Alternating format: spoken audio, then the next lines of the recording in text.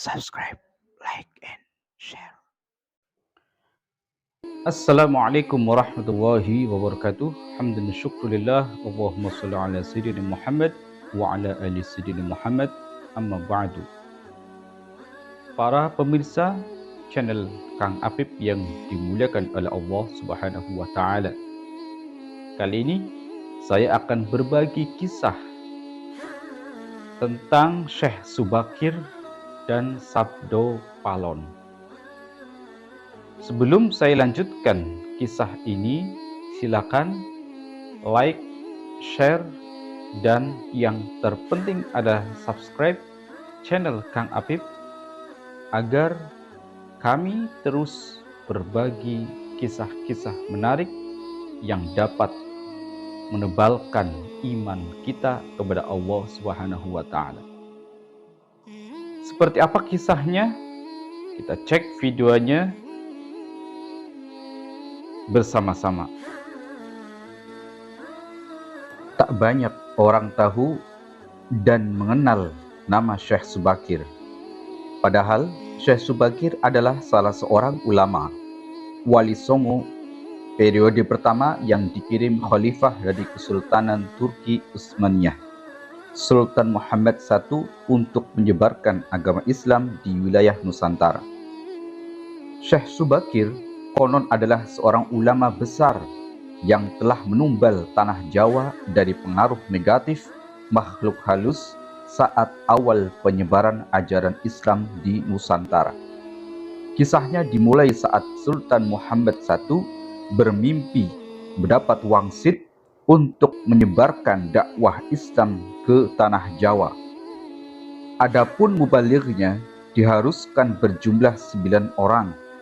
Jika ada yang pulang atau wafat, maka akan digantikan oleh ulama lain asal tetap berjumlah 9. Sehingga dikumpulkanlah beberapa ulama terkemuka dari seluruh dunia Islam waktu itu. Para ulama yang dikumpulkan tersebut mempunyai keahlian masing-masing. Ada yang ahli tata negara, ada yang ahli berdakwah, ahli pengobatan, ahli tumbal atau ruqyah, dan juga lain sebagainya. Lalu dikirimlah beberapa ulama ke Nusantara atau tanah Jawa.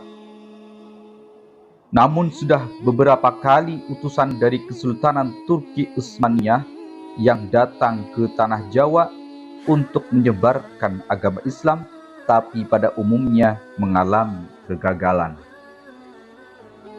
Penyebabnya, masyarakat Jawa saat itu sangat memegang teguh kepercayaannya, sehingga para ulama yang dikirim mendapatkan halangan karena meskipun berkembang, tetapi ajaran agama Islam hanya dalam lingkungan yang kecil, tidak bisa berkembang secara luas. Selain itu, konon Pulau Jawa saat itu masih merupakan hutan belantara, angker yang dipenuhi makhluk halus dan jin-jin jahat. Lalu diutuslah Syekh Subakir, ulama asal Persia yang ahli di dalam ruqyah, ekologi, meteorologi, dan geofisika ke tanah Jawa. Beliau diutus secara khusus menangani masalah-masalah gaib dan spiritual yang dinilai telah menjadi penghalang diterimanya Islam oleh masyarakat Jawa ketika itu.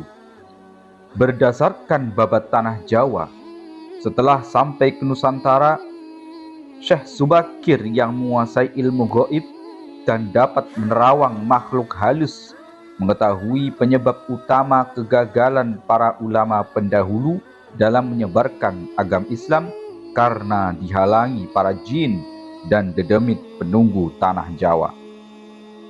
Para jin, dedemit, dan lelembut tersebut bisa merubah wujud menjadi ombak besar yang mampu menenggelamkan kapal berikut penumpangnya dan menjadi angin puting beliung yang mampu memporak-porandakan apa saja yang berada di depannya. Selain itu, para jin kafir dan bangsa lelembut tersebut juga bisa berubah wujud menjadi hewan buas yang mencelakakan para ulama pendahulu tersebut. Untuk mengatasi hal tersebut, konon Syekh Subakir membawa batu hitam dari Arab yang telah dirajah. Lalu batu dengan nama Rajah Ali Kala Cakra tersebut dipasang di tengah-tengah tanah Jawa, yaitu di puncak Gunung Tidar, yakni di daerah Magelang, Jawa Tengah. Karena Gunung Tidar dipercayai sebagai titik sentral atau pakunya tanah Jawa. Efek dari kekuatan goib suci yang dimunculkan oleh batu hitam tersebut menimbulkan gejolak. Alam yang tadinya cerah dan sejuk, matahari bersinar terang, damai dengan kicauan burung-burung, tiba-tiba berubah drastis selama 3 hari 3 malam. Cuaca mendung, angin bergerak cepat, kilat menyambar menimbulkan hujan api, gunung-gunung bergemuruh tiada henti. Lelembut, setan siluman lari menyelamatkan diri. Jin, peri, banaspati, kuntilanak, jailangkung semua hanyut dalam air karena tidak kuat menahan panasnya pancaran batu hitam tersebut. Makhluk halus yang masih hidup pun mengungsi ke dalam lautan. Sebagian jin yang lain ada yang mati akibat hawa panas dari tumbal yang dipasang Syekh Subakir tersebut. Melihat hal itu, konon Sabda Palon, raja bangsa jin yang telah 9.000 tahun bersemayam di puncak Gunung Tidar, terusik dan keluar mencari penyebab timbulnya hawa panas bagi bangsa jin dan lelembut. Sabda Palon lalu berhadapan dengan Syekh Subakir. Sabda Palon lalu menanyakan maksud pemasangan batu hitam tersebut. Sang ulama menyatakan, maksud dia menancapkan batu hitam itu untuk mengusir bangsa jin dan lelembut yang mengganggu upaya penyebaran agama Islam di tanah Jawa oleh para ulama utusan Khalifah Turki Utsmaniyah. Setelah terjadi perdebatan, mereka segera mengadu kesaktian. Konon pertempuran antara keduanya terjadi selama 40 hari 40 malam. Sehingga Sabda Palon yang juga dikenal sebagai Ki Semar Bradanaya, sang danyang tanah Jawa ini, merasa kewalahan dan menawarkan perundingan. Sabda Palon mensyaratkan beberapa poin di dalam upaya penyebaran Islam di tanah Jawa. Ini kesepakatan antara lain.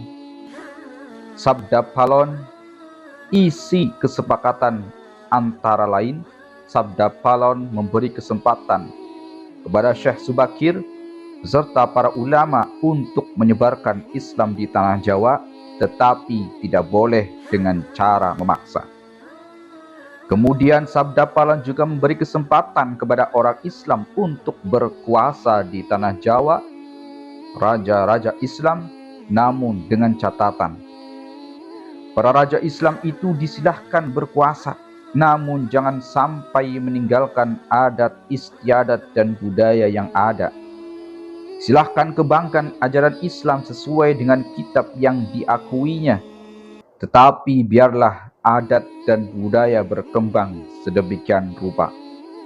Syarat-syarat itu pun akhirnya disetujui oleh Syekh Subakir.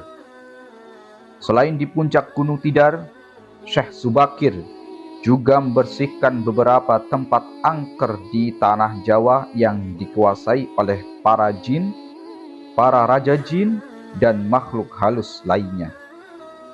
Di dalam versi lain, diceritakan untuk membersihkan wilayah Gunung Tidar dari bangsa jin, Syekh Subakir membawa senjata pusaka berupa tombak Kiai Panjang. Lalu tombak pusaka tersebut ditancapkan tepat di puncak Tidar sebagai penolak bala. Dan benar, Tombak sakti itu menciptakan hawa panas yang bukan main bagi para lelembut dan bangsa jin yang berdiam di Gunung Tidar. Mereka pun lari tunggang langgang meninggalkan Gunung Tidar.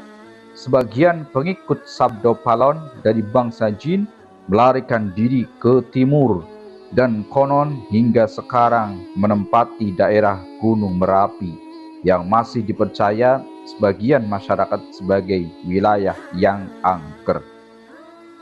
Bahkan sebagian lagi anak buah Sabda Palon ada yang melarikan diri ke atas alas Roban dan ke Gunung Serandil. Tombak itu sekarang masih dijaga oleh masyarakat dan ditempatkan di puncak Gunung Tidar dengan nama Makam Tombak Kyai Panjang.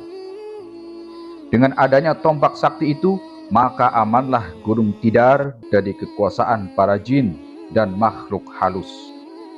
Karena keberhasilannya menumbal tanah Jawa, lalu penyebaran Islam oleh Wali Songo periode pertama menjadi lancar. Nama Syekh Subakir lalu menjadi sangat terkenal dan dikagumi di kalangan para pendekar, penganut ilmu gaib dan kanuragan, bangsawan, serta masyarakat di tanah Jawa ketika itu. Sehingga mereka terkesan mendewakan sang ulama asal Persia tersebut.